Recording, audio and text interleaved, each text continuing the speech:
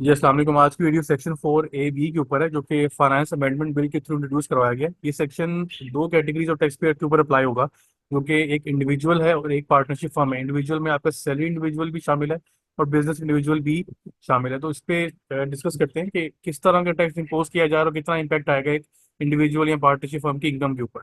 Subject to this ordinance, a surcharge shall be payable by every individual and AOP at the rate of 10% of the income tax impose under division 1। अब जो भी rates बताए गए हैं, जो slab rates है basically individual और AOP for salaried and non salary individuals, उनके ऊपर ये 10% का एडिशनल टैक्स इम्पोज किया जा रहा है, जिसको नाम दिया गया है सरचार्ज का।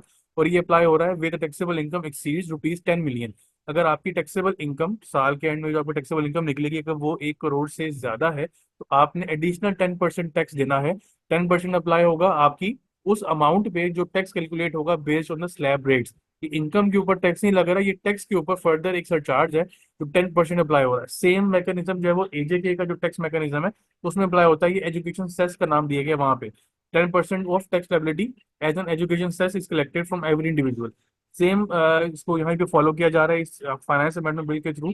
और इसमें टैक्स के ऊपर फर्दर 10% चार्ज किया जा रहा है एज अ अमाउंट, जो कि हायर अर्निंग जो पर्सन हैं, जिसमें आपके इंडिविजुअल्स, सैलरीड, नॉन सैलरीड और पार्टनरशिप फर्म शामिल हैं, जो कि एक साल में 1 करोड़ से ज्यादा की इनकम अर्न कर रहे हैं। अब इसका मैंने एक इम्पैक्ट निकाला है for calculation for salary individual and for AOP and business individual. सबसे पहले हम लोग सैलरी इंडिविजुअल के लिए इम्पैक्ट डिस्कस कर लेते हैं। अगर आपकी मंथली सैलरी फॉर एग्जांपल है 8,50,000, तो आपका एनुअल इम्पैक्ट 10 मिलियन से एक्सीड कर जाता है। ठीक है। अगर आप 10 मिलियन पे इम्पैक्ट लेना चाहें तो 10 मिलियन का मतलब यह है कि आपकी पर मंथ सैलरी 8,33,333 अगर एक्सीड करी तो आपके ऊपर ये टैक्स लगेगा। अदरवाइज आपके ऊपर ये टैक्स अप्लाई नहीं होगा, क्योंकि पहली कंडीशन क्या है कि आपकी इनकम 10 मिलियन से एक्सीड कर रही हो। अच्छा, आप अगर 8.5 लाख की मंथली इनकम है सैलरी की, जो टैक्सेबल कैटेगरी में आती है, और 10.2 मिलियन एनुअल बन गया, मतलब 10 मिलियन का कैटेगरी, 10 मिलियन का जो एक थ्रेश होल्ड है वो एक्सीड कर गया, तो हम इस पे टैक्स कैलकुलेट करते हैं as per the normal slab rate जो कि डिफाइंड है इस फाइनेंस बिल के थ्रू, जो चेंज किए गए for salaried and non salary individual के लिए भी स्लैब रेट में चेंज किया गया। जो मैक्सिमम स्लैब है for salary individual that is 4.1 million, और 35% का उस पर मैक्सिमम टैक्स अप्लाई किया गया। अब आप अगर देखें तो इस स्लैब में जो हाईएस्ट स्लैब के अंदर आ रहे हैं लोग, वो लास्ट स्लैब में फॉल कर रहे हैं। 7 लाख का फिक्स टैक्स है और 35% का वेरिएबल टैक्स है on the amount exceeding 4.1 million. तो उसके अकॉर्डिंगली अगर आप कैलकुलेशन करें तो आपका पूरे साल का टैक्स बनता है 2.8 मिलियन का। और इस पे अब आपका 10% सरचार्ज ऐड किया जा रहा है, जो कि एक नई चीज है। ये फाइनेंस बिल अमेंडमेंट के थ्रू इसको ऐड किया गया, पहले ओरिजिनल फाइनेंस बिल का ये पार्ट नहीं था। अब एडिशनल 10% इस अमाउंट पे ऐड किया जाए तो टोटल आपकी टैक्स लायबिलिटी बन जाती है 3.1 मिलियन। ये आपकी जो फाइनेंस बिल जो ओरिजिनल था उसमें जो टैक्स के रेट्स है वो इफेक्टिव रेट निकल रहा है आपका 28% का। इस सरचार्ज का इम्पैक्ट तकरीबन 3% के अराउंड आ रहा है of your total taxable income. Total अब आपका इफेक्टिव रेट हो गया सैलरी इंडिविजुअल का 31% for a person earning more than 8,33,000 per month. ठीक है। तो इसको पर मंथ पे अगर आप कन्वर्ट करें तो सिंपल मैंने फॉर्मूला लगा लिया, डिवाइडेड बाय 12 करके आपका 2,36,000 का टैक्स बन जाएगा, और सरचार्ज 23,000 का ऐड होगा, तो आपका टोटल टैक्स आ जाएगा 259। और ये एडिशनल 3% का इम्पैक्ट है, जो कि एक नया एक टैक्स बर्डन ऐड किया गया फॉर सैलरीड क्लास।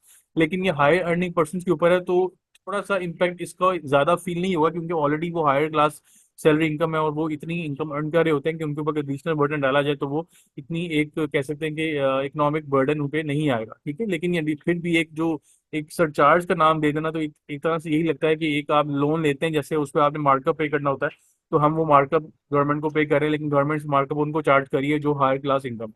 अब यही अगर हम इनकम लेके चलें for individual, business individual and AOP, पर सेल इंडिविजुअल के लिए इम्पैक्ट था। अब बिजनेस इंडिविजुअल और AOP के लिए ये सेम इम्पैक्ट अगर हम देखें, तो इसमें मंथली सैलरी अगर वही टैक्सेबल 8.5 लाख की हो तो पूरे साल का आपका 10.2 मिलियन बनता है।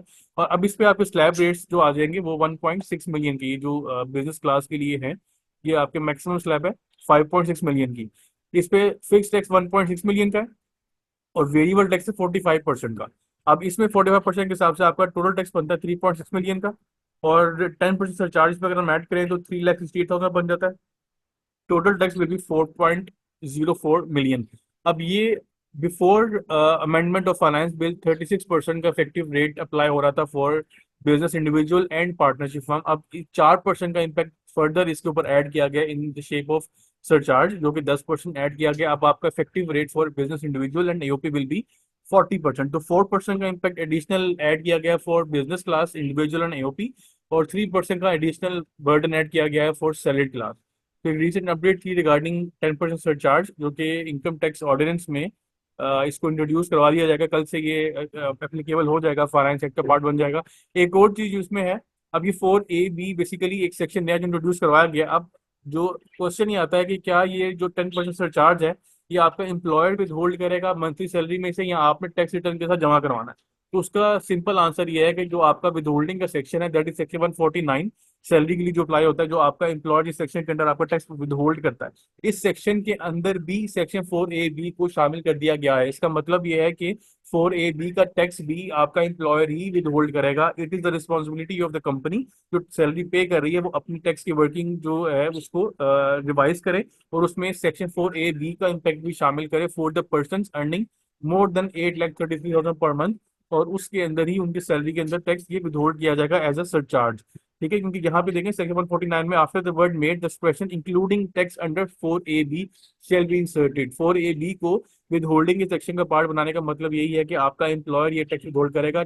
एफबीआर डायरेक्टली आपसे ये टैक्स नहीं मांग रहा, आपके एम्प्लॉयर को डायरेक्ट कर रहा है कि वो आपकी सैलरी में से टैक्स ये विदहोल्ड करे। तो ये रिसेंट अपडेट थी regarding new section in the amendment bill, जो कि कल से एप्लीकेबल हो जाएगा।